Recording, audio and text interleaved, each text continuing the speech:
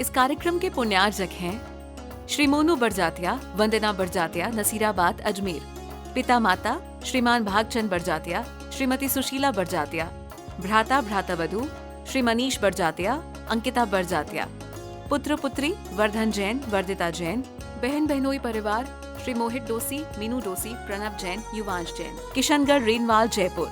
ससुराल पक्ष कोटड़ी, जिला भीलवाड़ा, राजस्थान। जीवम जीवम दर्पम जिनवर वसेण जेणनी दिट्टम देविंद वंदम वंदे तम सर्वदा शिरसा।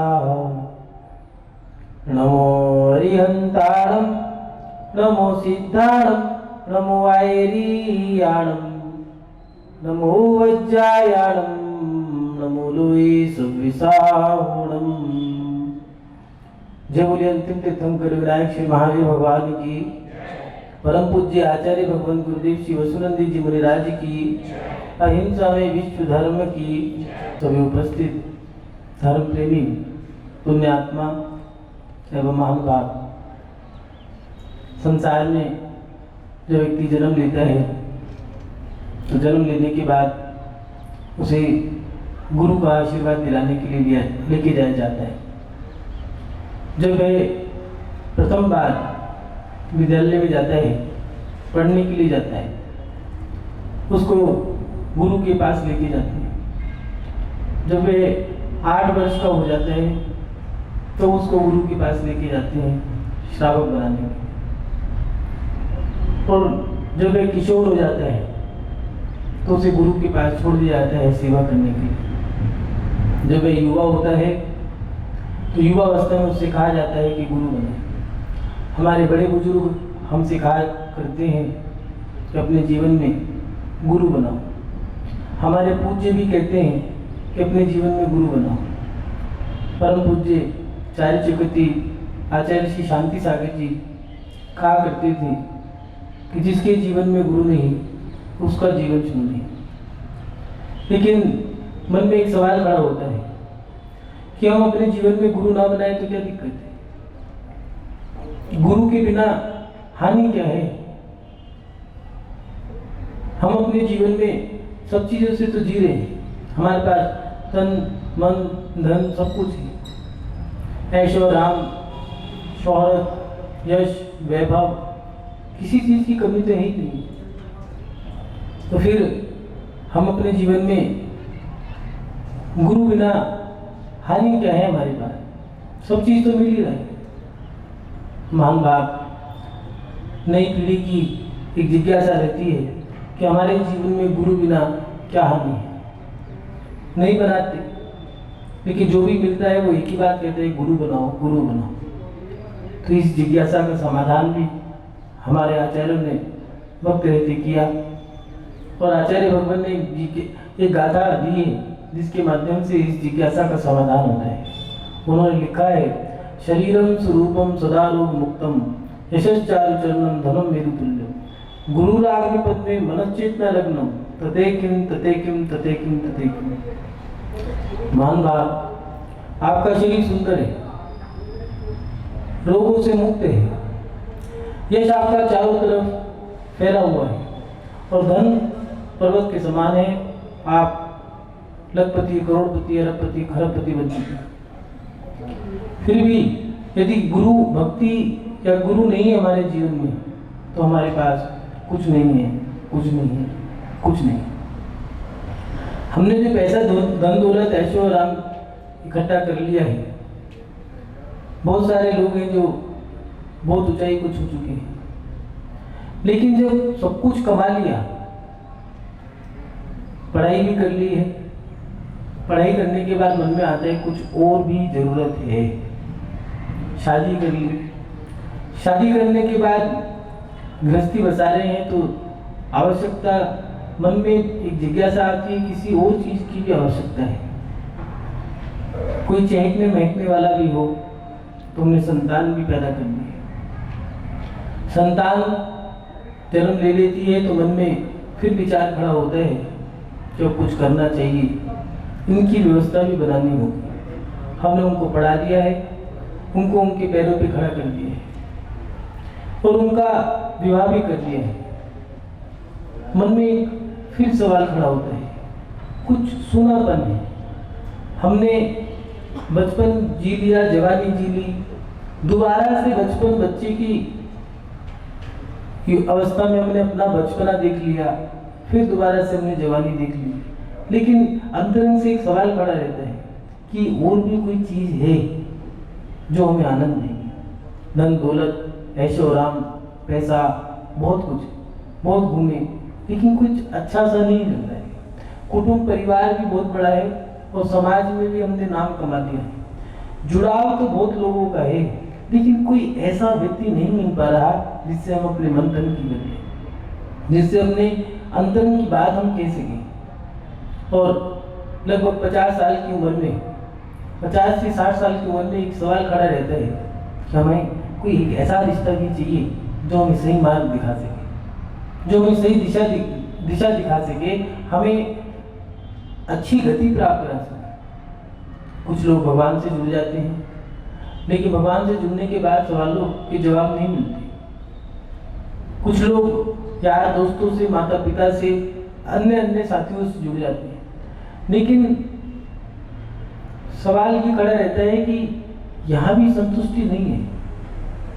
और जैसे ही हमारे जीवन में कोई गुरु आते हैं, और गुरु भी कई तरह के हैं। कुछ गुरु हमें संसार बसाने का आदेश देते हैं, कुछ हमें कष्ट दूर करने के लिए तंत्र मंत्र बताते हैं, लेकिन कुछ ऐसे हैं जिनके पास बैठने मात्र से वो कुछ नहीं बोल रहे, कुछ नहीं कह रहे, कुछ नहीं कर रहे, हमारी तरफ देख भी नहीं रहे, लेकिन उनके पास बैठने से भी हमें आनंद आ रहा है, अच्छा लग रहा है। वो गुरु जैसे ही हमारे जीवन में आते हैं तो हमें लगता है कुछ मिल गया। उनको देखते के साथ ही चेहरे पे मुस्कुराहट है, खिलखिलाहट है, अंतरंग में उत्साह है। घर से भाग करके उनके पास जा रहे हैं, लेकिन परेशानी नहीं है, उत्साह है कि वहाँ जाके हमें आनंद मिलेगा। गुरु को मिलने के बाद हमारे जीवन में हमारा जीवन जो है वो सही मायने में तभी शुरू होता है। लगता है कि अब सही राह दिखाने वाला मिल गया, अच्छा राहगीर मिला है हमें।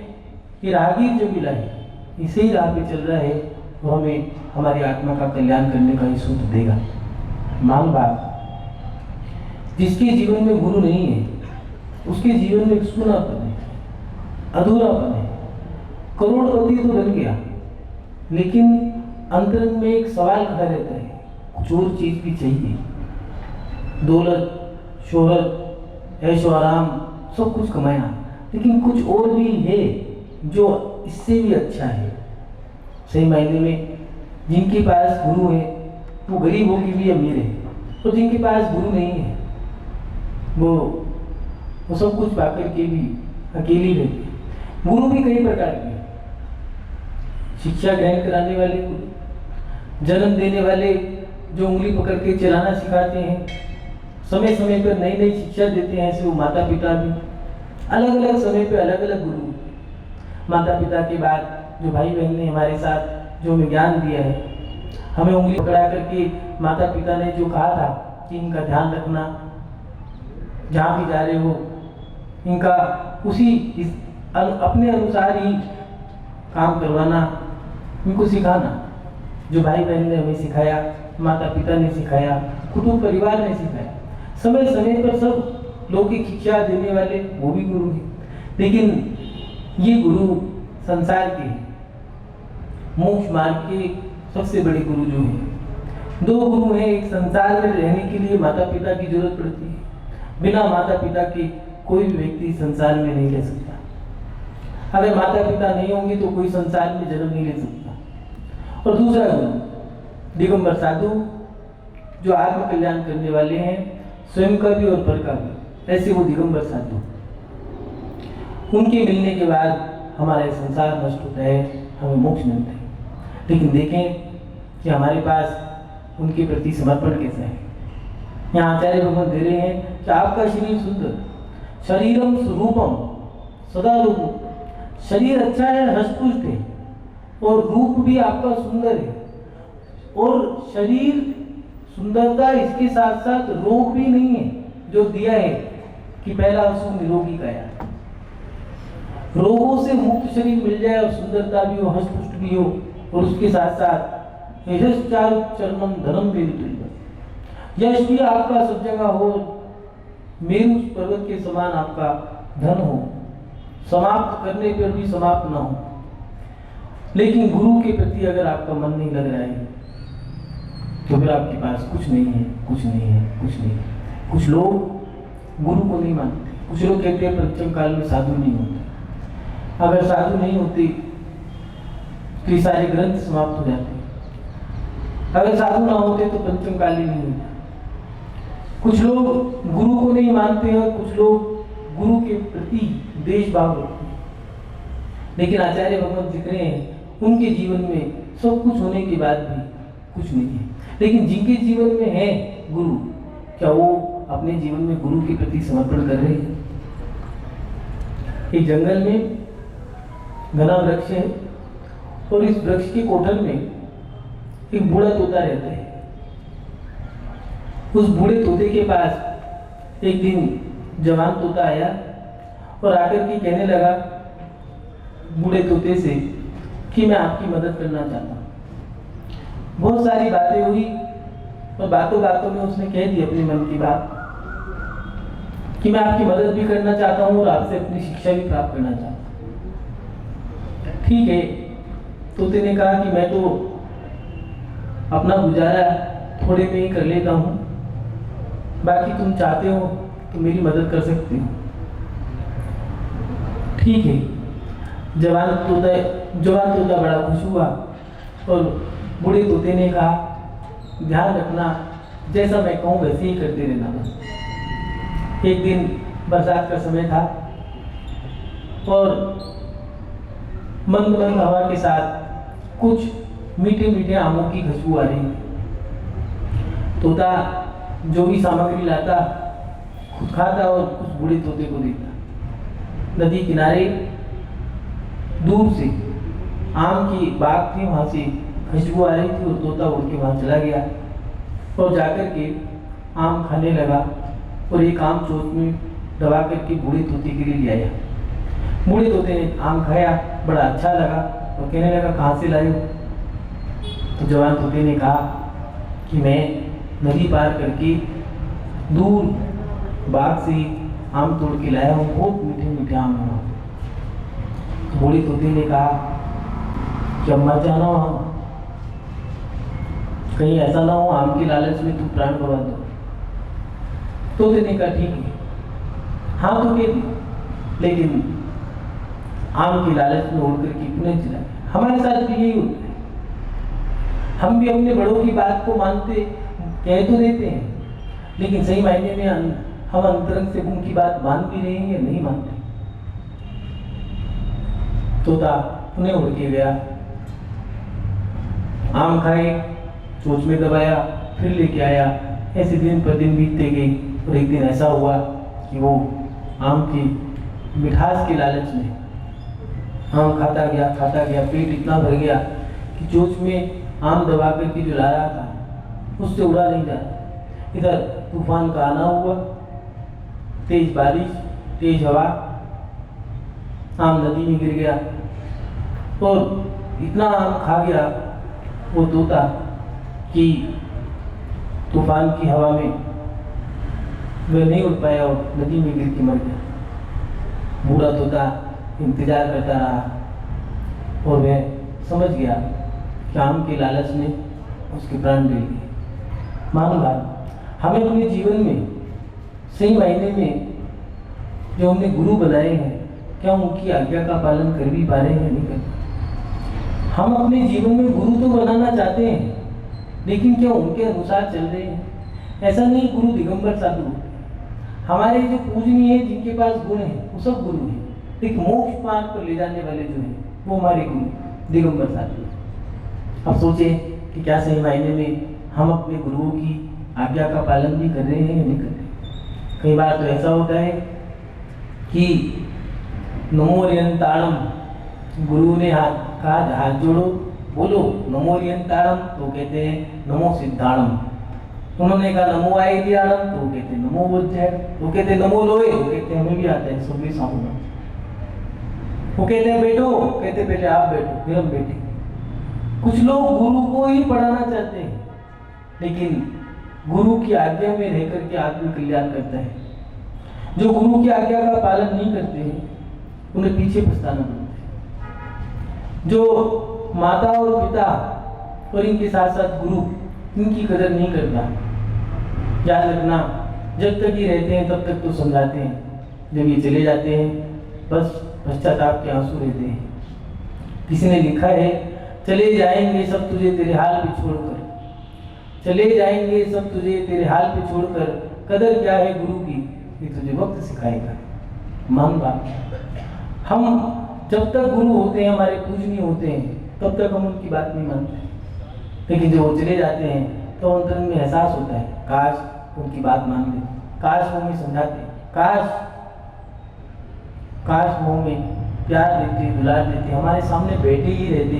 जब बुजुर्ग चले जाते हैं मुंह से एक ही बात निकलती है, अरे कुछ नहीं करते थे, बैठे तो रहते थे, लगता था कोई है, और वो चले गए तो एहसास होता है कि कितनी बड़ी कमी है। मान बाप, हमारे जीवन में हम जो कर रहे हैं क्या सही मायने में वो सही है? जो हम गुरु के प्रति छल कर रहे हैं, कपट कर रहे हैं, क्या वो सही है? क्या हम जो अपने जीवन में अकेले जी रहे हैं, क्या वो सही है? सही मार्ग तो यही था कि जीवन में पहले जन्म लेते के साथ ही माता पिता, जब बच्चा 8 साल का नहीं होता था तब तक अपने आप स्वतः ही गुरु के पास लेके जाया करते थे, और जब बच्चा 8 साल का हो जाता था, समझदार हो जाता था, विवेक आ जाता था, तो उससे कहते थे बेटा अब इनके चरणों को कभी मत छूना, और वो बच्चा सुरक्षित रहता था। पहले तो ये हुआ करता था कि गुरुकुल भी गुरुओं के पास ही होते थे। त्यागी वृत्ति ये बच्चों को शिक्षा देते थे। रामचंद्र जी के पुत्रों को, मदनांकुश और लवनांकुश को क्षुल्लक जी ने शिक्षा दी थी, लेकिन आज की परंपरा हम भूलते जा रहे हैं। हमारे गुरुओं के पास जो ज्ञान है वो ज्ञान कहीं नहीं है, लेकिन हम सही मायने में उस ज्ञान को प्राप्त नहीं कर पा रहे। गुरु बिना ना ज्ञान, वेद बिना ना चोरी, होत बहुत ना होए थोड़ी। गुरु के बिना ज्ञान नहीं होता, और अगर वही गुरु मिल जाए तो उनके बिना, उनके साथ इतना ज्ञान प्राप्त हो जाता है। गुरु की सेवा करने मात्र से, कुछ लोग तो ऐसे हैं जो बिल्कुल ही मूर्ख हैं, बिल्कुल ही अनपढ़ हैं, लेकिन गुरु की सेवा करने से इतना ज्ञान प्रकट हो जाता है उनके पास जो किताबों में भी नहीं होता। पूर्वाचार्य, ऐसे आचार्य भी हैं जो बिल्कुल ही अनपढ़ थे और साधु बने, ऐसी सेवा करी, ऐसी विनय करी कि वे देखो कि इतने बड़े आचार्य बन गए। आर्किटेक्ट भी उनके सामने फेल। हर प्रकार की विद्याएं हैं उनके पास, प्रत्येक क्षेत्र का ज्ञान है। कैसे? मात्र गुरु की सेवा करनी। आचार्य शिवभूति स्वामी देखो, 12 साल तक नमोकार मंत्र भी याद नहीं हुआ और गुरु की विनय करते रहे, गुरु की आज्ञा का पालन करते रहे, और इतना ही तो कहा था तुष्मास भिन्नम, ये भी याद नहीं हुआ। फिर गुरु ने कहा कि कोई बात नहीं, आत्मा अलग शरीर अलग, इतना तो याद कर लेना, कर्म का उदय आ गया, ठीक है। जानते हो, आत्मा अलग और शरीर अलग, इसी ज्ञान के माध्यम से केवल ज्ञान प्राप्त कर लिया तो मोक्ष चलेगा। सोचें, विचार करें कि क्या इतना समर्पण हमारा गुरु के प्रति है या नहीं। गुरु बिना हानि क्या है पहले ये जानना चाहते हैं, लेकिन सोचें कि गुरु के प्रति वो समर्पण कर भी पाओगे या नहीं कर पाओगे। सेल्फी खींचना, फोटो खींचना, ये गुरु के प्रति समर्पण नहीं है। माथा पैरों में रगड़ना, ये तो चापलूसी कहलाती है। एक वो भी थे जो गुरु आज्ञा का पालन करके अपना सब कुछ सर्वस्व ठीक कर लिया। कौन थे? मैना सुंदरी और कोटि भट्ट श्रीपाल। मैना सुंदरी ने गुरु से इतना ही तो पूछा था कि मेरे आत्म कल्याण करने के लिए आप कोई ना कोई क्रिया बताएं जिससे मेरा कल्याण हो जाए। पर मेरा पति रोगी है, हम दोनों अपना कल्याण करेंगे। मुनि महाराज ने इतना ही कहा था कि सिद्ध चक्र विधान करो, और ऐसी गुरु की आज्ञा का पालन करते हुए उसने ऐसी भक्ति करी कि देखो उदाहरण है, कुष्ठ रोग, जिसको पानी दूर, जिस रोग से पानी दूर रखा जाता है, ऐसा वो कुष्ठ रोग गंधोदा छिड़क करके उसने दूर कर दिया। और आज हम कितने सिद्ध चक्र कर चुके हैं, हम सर का दर्द भी दूर नहीं कर पा रहे। क्या कारण है? कहीं ना कहीं हम वो समर्पण नहीं कर पा रहे। हमारे समर्पण में कहीं ऐसा तो नहीं स्वार्थ हो, हमारे समर्पण में कहीं ऐसा तो नहीं कि छल हो, कपट हो, मायाचारी हो, या कहीं ना कहीं चापलूसी हो। मान बाप, हमें अपने जीवन में अगर गुरु बनाना है तो उनके प्रति समर्पण भी करना होगा। उनके प्रति समर्पण किए बिना हमारा कल्याण नहीं हो सकता। मैना सुंदरी, शिवकोटि, आचार्य, ऐसे एक नहीं बहुत सारे वर्तमान योग में गुरु के प्रति समर्पण के उदाहरण कूट कूट के भरे। उन्होंने कैसे अपना कल्याण कर लिया। जटायु पक्षी देखो, गुरु के प्रति जान गया कि मैंने गलती करी थी। दंडक राजा के पर्याय में 500 मुनियों को कोलू में पेल दिया। सारे नरकों में, सारी योनियों में भटकने के बाद जब जंगल में मुनि महाराज आहार करने आए तो वो पक्षी वहीं पर था। जाति स्मरण हो गया देख करके और रोने लगा। मुनि महाराज के पास प्रक्षालन हुए थे, उनको अपने मस्तिष्क से लगाने लगा तो जो चोंच थाली में पाद प्रक्षालन के जल में मारी थी, पूरा शरीर उसका स्वर्ण का। मुनि महाराज ने बताया सीता के पूछने, उन्होंने पूछा कि स्वर्ण पक्षी कौन है, तो उन्होंने बताया कि वही दंडक राजा है जिसने 500 मुनियों को कोलू में पेल दिया। मगर आज इसे जाति स्मरण हो गया। पश्चाताप और गिलानी के कारण इतनी गिलानी और पश्चाताप किया है कि इसके उसी के प्रताप से इसका शरीर स्वर्ण का मान भा।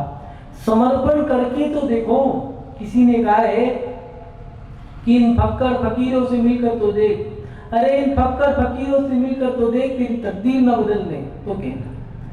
ये दिगंबर साधु जो है, सच्चे गुरु आत्म कल्याण करते हैं, स्वयं का भी प्रकार, लेकिन समर्पण भी करना होगा।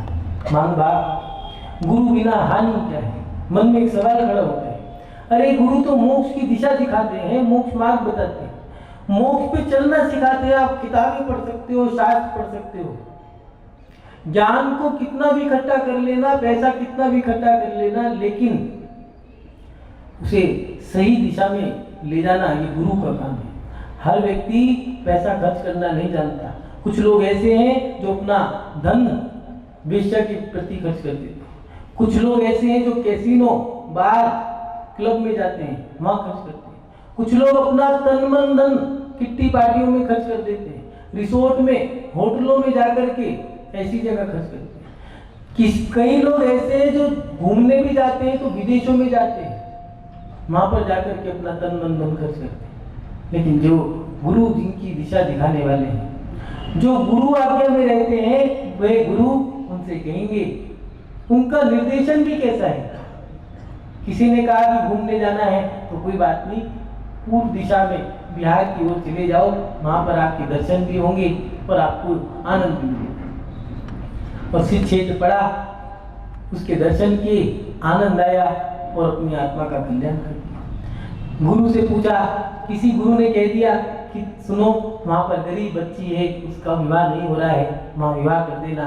और जैसे ही उसने अपना पैसा वहां पर लगाया, उसको बड़ी खुशी हो रही, गरीबों को दान देने का निर्देश दिया और कितना आनंद आ रहा है। वो कह रहा है कि मैंने करोड़ों रुपए खर्च किए, लेकिन ये गरीबों के लिए मुझे तो कभी किसी ने ऐसी सलाह ही नहीं।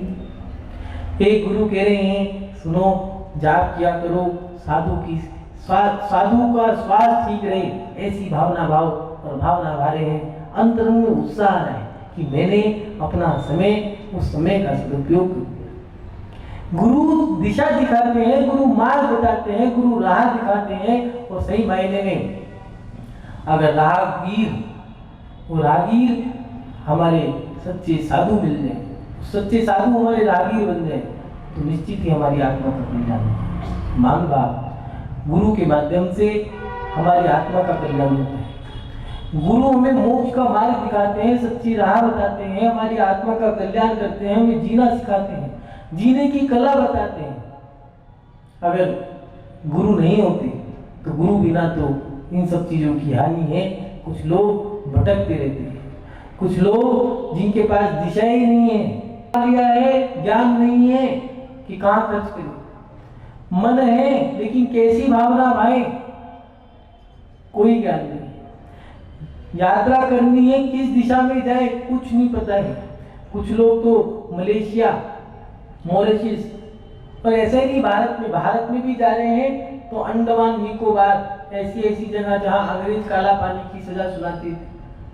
लेकिन कुछ लोग ऐसे हैं जिनको दिशा दिखाने वाले गुरु हैं, तो उनके संकेत अनुसार, उनकी आज्ञा अनुसार जो चल रहे हैं वो खुश हैं, वो 2 रोटी गरीबों को खिलाते हैं, साधुओं का भोजन कराते हैं, उनको आनंद आता है। हाथ जल गया लेकिन फिर भी खुशी है, खुद भूखे हैं, साधु से कह रहे हैं और लो। क्यों? क्योंकि उन्हें पता है यहाँ देने में जो आनंद है वो लेने में नहीं। मान बात, गुरु की दिशा जिसको मिल जाए, ये कहावत है, गुरु मेहरबान घरा पहलवान। अगर गुरु की कृपा हो जाए फिर तो कल्याण ही कल्याण है।